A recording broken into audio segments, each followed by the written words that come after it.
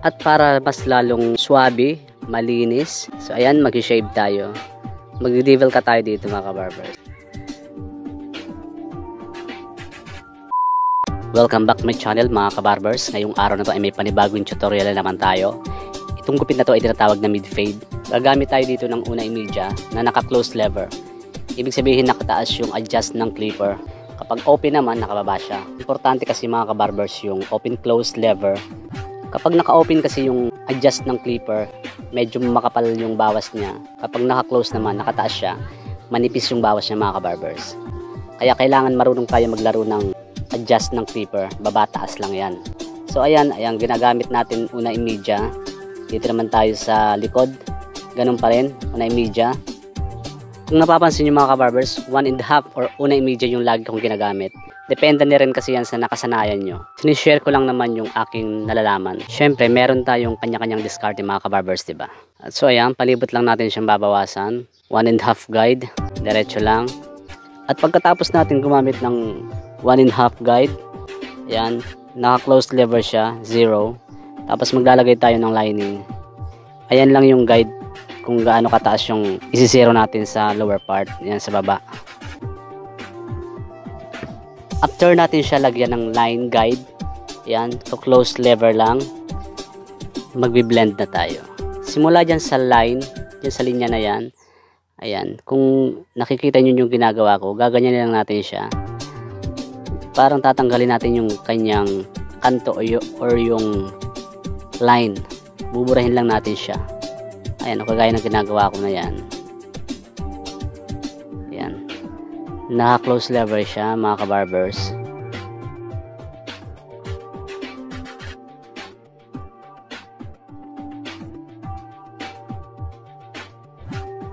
So ayan siya, burado na yung linya.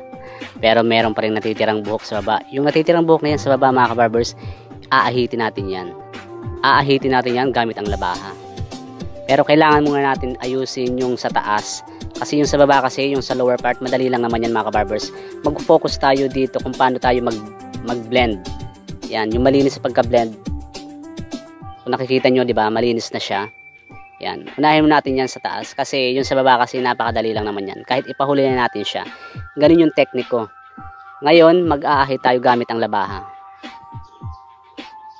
Para sa mga baguhan, ingat lang po sa pag-aahit or pag-shave. Yan, kailangan lang gaanan natin yung ating kamay. Yan, para swabe yung dating. Kasi kapag mabigat yung kamay, lalo na sa mga baguhan, talagang di natin maiwasan yun. Medyo mabigat talaga. Yan, pero pag sanay ka na, mag-aana yan. Kung nakikita nyo, di ba? Parang napakadali lang siya, di ba? Yun. Ingat lang mga kabarbers kasi matalim yung blade. Nakakasugat talaga yan. Para sa akin, mas gusto ko tong labahang ginagamit kapag mag-shave ako sa lower part kasi napakalinis compare dun sa shaver machine. Pero okay naman yun mga kabarbers. Ito lang talaga yung nakasanayan ko. Share ko lang naman.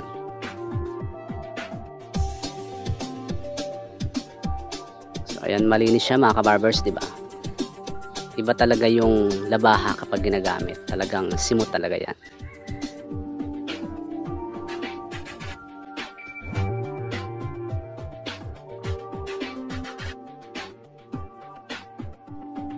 At so ayan na nga, tapos na tayo mag-shave. Malinis na siya mga kabarbers. At magpo-focus na naman tayo dito sa gilid, yung kanto niya, yung buhok niya sa taas. Kung napapansin nyo, di ba? Ayan, may kanto pa siya. Ayan naman yung sunod na tatanggalin natin, yung kanto niya. Ganun lang naman yung technique ko mga kabarbers. Yun lang naman yung gusto kong i-share sa inyo. Kanya-kanya tayong diskarte, di ba? So ngayon, dito na lang tayo sa tuktok magpo-focus kasi tapos na tayo sa baba, wala na tayong iisipin sa pinaka lower part kasi okay na siya, malinis na siya. Yung sa taas kasi mga kabarbers, ayan yung tinatanggalan ko ng kanto, madali na lang yan eh. Kaya kailangan unahin natin yung sa baba, di ba? Yung pagtatanggal kasi ng kanto na yan, talagang napakadali na lang yan. Tapos yung pagbabawas sa taas, syempre magbabawas tayo ng kaunti sa taas, depende sa buhok kung kailangan mabawasan o hindi. Kailangan alam natin kung ano ba yung nababagay. Yan, pag medyo madilim-dilim pa, kailangan natin siyang sungkitin. Kasi dapat pulili yung pagka-blend niya, yung pagka-fade niya. Tapos na tayong magtanggal ng kanto. Ayan, pabilog na siya mga kabarbers. Syempre, ibabagay natin. Kailangan natin mag-buzz dito sa taas. Yan, di ba? Bawasan muna natin mga kabarbers. Dahil manipis lang naman yung buhok niya, kaya yan, ititrim ko lang siya ng pakonti-konti lang. Kailangan alam natin kung ano ba yung nababagay. Yan, ibabagay lang natin siya. Kailangan swabe yung dating, swabe yung pagka-blend. Simula sa lower part, pataas ng pataas, kailangan maganda yung blend. Manipis, medyo manipis, hanggang sa kumapal, at hanggang sa tuktok ng ulo, ayan, medyo makapal na talaga siya. Kailangan alalay. At para mas lalong swabe, malinis, so ayan, mag-shave tayo. Mag-devel ka tayo dito mga kabarbers. Pero dapat wag masyadong malalim. Kailangan yung hairline lang yung susundan natin.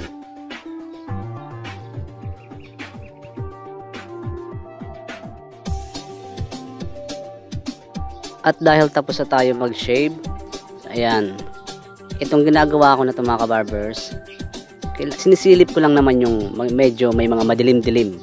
Ayan, sabi nga ng mga barbero, madilim-dilim, yung mga medyo makapal-kapal, yan, sinusungkit ko lang siya para maganda talaga yung pagka-fade niya, pagka-blend niya. Kasi di natin maiwasan yung medyo may makakapal-kapal na kaunti. Ayan, ayan, kailangan natin kunin yan para talagang pulido.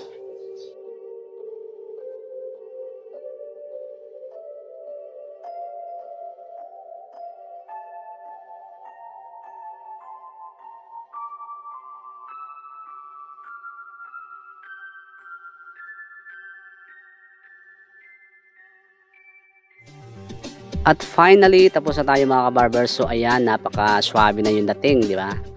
Malinis. Ayan. Ganyan lang mga kabarbers. Share ko lang naman sa inyo yung aking nalalaman.